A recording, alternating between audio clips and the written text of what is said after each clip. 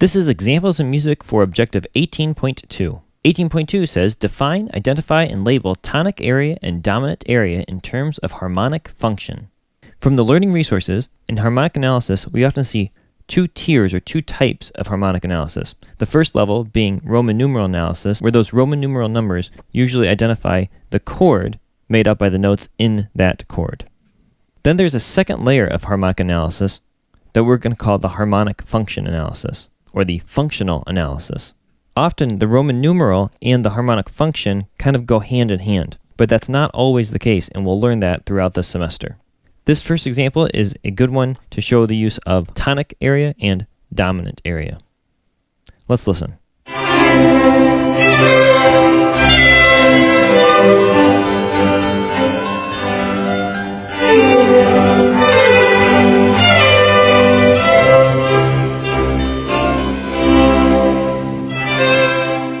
This piece goes at a slow tempo, which is indicated by the word largo. And to keep your place as you're watching this, it's best to key in on the lower voices, going at the eighth note speed of da, da, da, da, da, da. Let's listen one more time.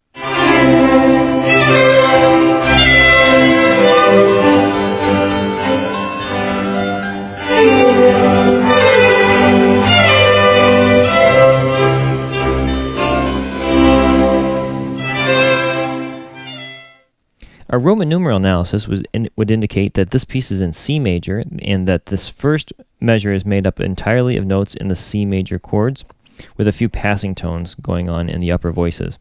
With the lower voices having C, CE, C, CE, C, CE is giving a strong indication of root position C major chord or a 1 chord. Roman numeral 1 chords are the most common chord used that result in tonic area. There are a few other Roman numerals that indicate tonic area that we'll learn at a later time. The next two measures strongly indicate G, G, G, G, and GBD, G throughout, and a GBD chord, giving us a Roman numeral 5. Roman numeral 5 is the most often used chord that results in a dominant function.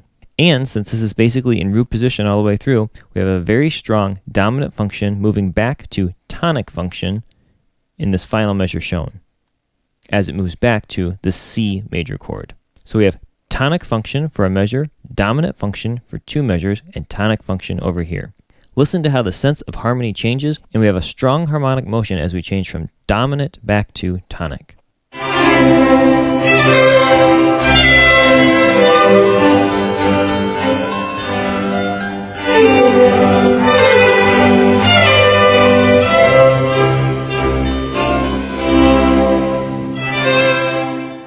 Here's an example by Schubert where the Roman numeral analysis doesn't strictly indicate a harmonic function.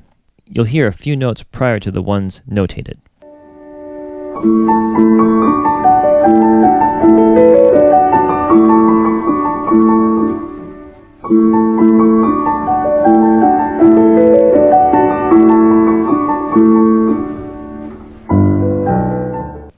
This piece is in D major with two sharps in the key signature, and we see a combination of A major triads and D major triads. The A major triads would be given the Roman numeral 5. The D major triads would be given the Roman numeral 1. Therefore, our Roman numeral analysis would be 5, 5, 1. Then here we'd have 5, and in the same measure, 1. Then the next measure, 5. Then 1, 1, 5. Then 1, 5, 1. One of the things that can make a chord not function as we would expect is if it's in an inversion, especially second inversion. If we have a 1 chord that's in second inversion, it may not function in the tonic area. And if we have a 5 chord in second inversion, it may not function in the dominant area.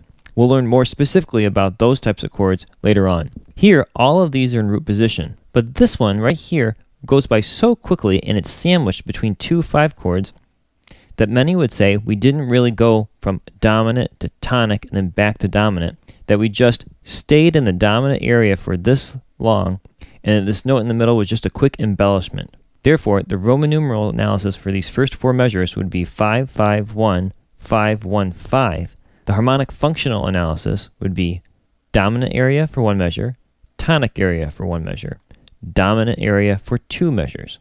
In the next 4 measures, we see the end with a 1 chord, a 5 chord, and a 1 chord. Again, this 5 chord is sandwiched between 2 1 chords and it goes by rather quickly. So the harmonic functional area would probably call this all tonic area with just a little bit of an embellishment right here. The last 4 measures, Roman numeral analysis, is 1 1 5 1 5 1, but the harmonic function analysis would probably be tonic area, dominant area, and then tonic area for the last 2 measures. As you might guess, harmonic function area can sometimes be up for debate, as musicians might argue whether chords are functioning in particular areas.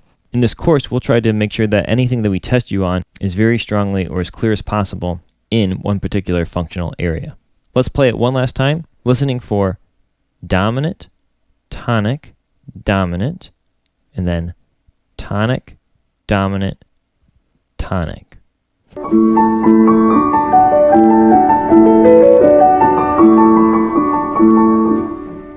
Dominant, tonic, dominant, tonic, dominant, tonic.